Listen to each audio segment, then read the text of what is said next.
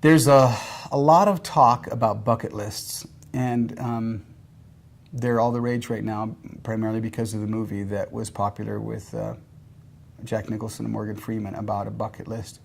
And I have absolutely nothing against bucket lists. I think they're a great idea. I have my own personal attitude towards bucket lists is probably different than the average person, especially the average person that's healthy and not facing terminal or incurable disease.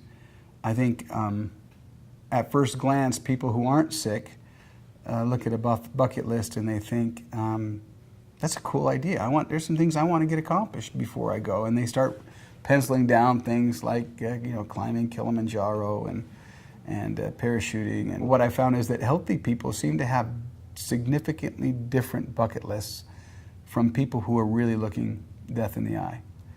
People who are really facing the real possibility of not being here. For me, I have more of a no regrets list. Things that, because they're so important to me, if I passed without doing them, they would be a regret.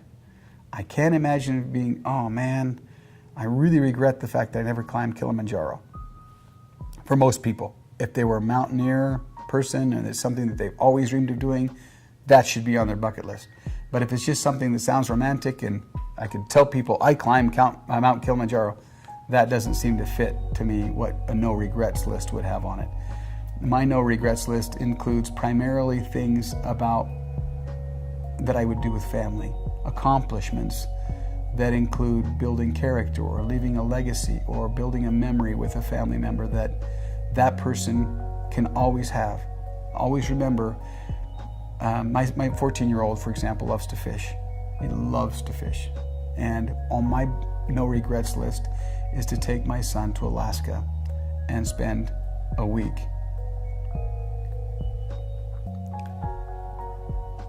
fishing alongside my 14-year-old boy.